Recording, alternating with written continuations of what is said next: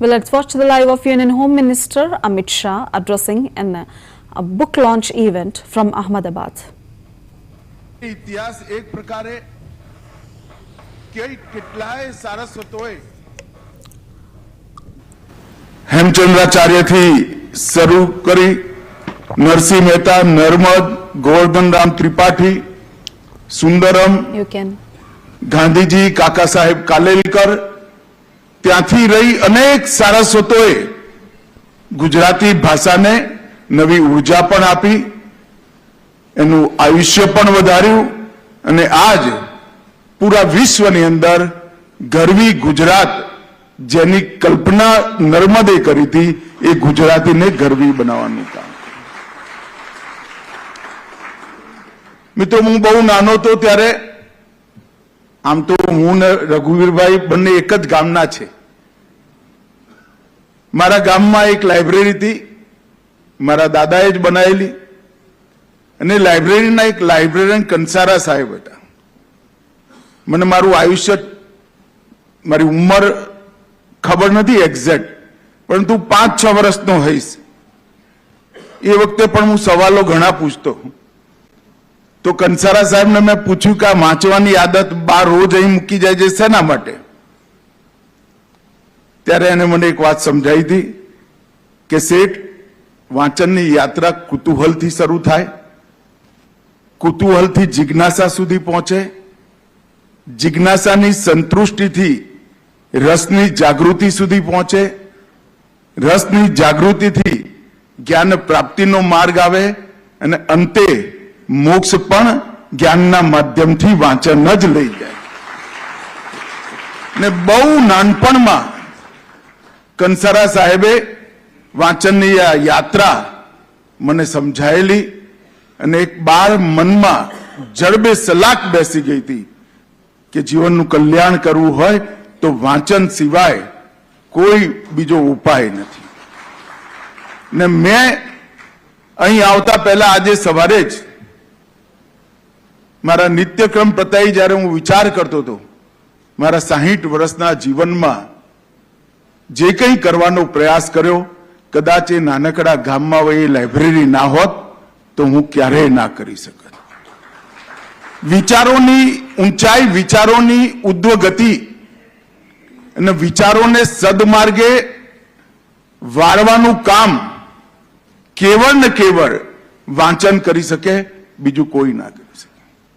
અને એટલા માટે જ કહે છે કે તમારા દેશમાં શાળાઓમાં કેટલી સંખ્યા છે એ દેશનું ભવિષ્ય નથી નક્કી કરતું, પરંતુ પુસ્તકાલયમાં કેટલી સંખ્યા છે એ દેશનું ભવિષ્ય નક્કી કરવાની વાત છે. અને આજે હું અહીંયા આવ્યો છું ત્યારે સૌથી પહેલા ભિક્ષુ અખંડાનંદને હું મનપૂર્વક શ્રદ્ધાંજલિ આપવા માંગુ છું. ભિક્ષુ અખંડાનંદે વર્ષો પહેલા વાંચનની કિંમતને ઓળખવાનું કામ કર્યું.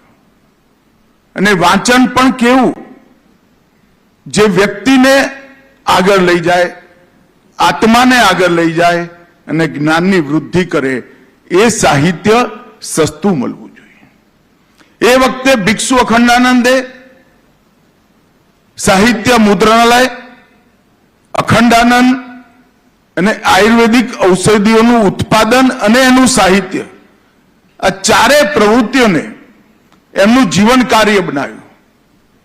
અને નામની આગળ જ ભિક્ષુ એટલે ભિક્ષા માગી માગી માગી આ સંસ્થાને એમને ઊભી કરી. મિત્રો, આજે એક હમણાં જે વૃત્તચિત્ર બતાવ્યું એમાં ભદ્રનું મકાન જોઈને તમને થાય કે આ કેમ બતાવ્યું છે, પણ એ જમાનામાં આ ભદ્રનું આ મકાન બનાવવું એ કોઈના એક જીવનમાં શક્ય નથી. એ ભિક્ષુ અખંડાનંદે કરીને બતાવ્યું. હું લગભગ 20-21 વર્ષની ઉંમર સુધી અખંડાનંદનો અખંડ વાંચક રહ્યો છું. મારા ઘરે અખંડાનંદ હું જન્મ્યો એ પહેલાથી આવતું.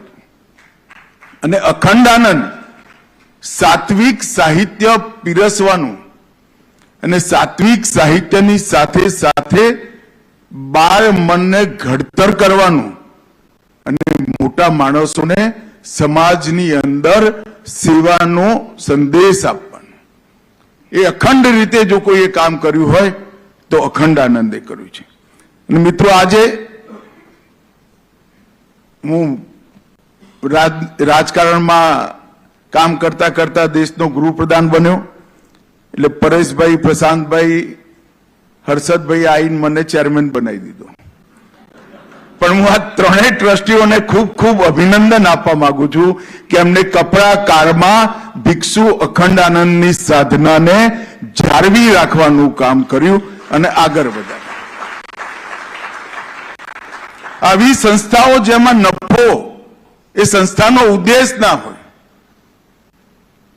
પુસ્તકો પણ જ્ઞાનને પ્રેરિત કરવા વાળા પુસ્તકો, જ્ઞાન આપવા વાળા પુસ્તકો છાપવાના હોય અને સસ્તા વેચવાના હોય. એ સંસ્થા ચલાવી એટલે લોઢાના ચડા ચાવવા જેવું કામ છે મિત્રો. અને ત્રણેય લોકોએ એક લાંબા સમય પછી સુધી એચ.એમ. પટેલ સાહેબના ગયા પછી આ સંસ્થાનું પોતાના બાળકની જેમ જતન કર્યું, એની સંપત્તિઓને બચાવી અને એના સંસ્કારને પણ બચાવ્યા. અને આજે સંસ્થા આગળ વધશે એનો મને વિશ્વાસ છે.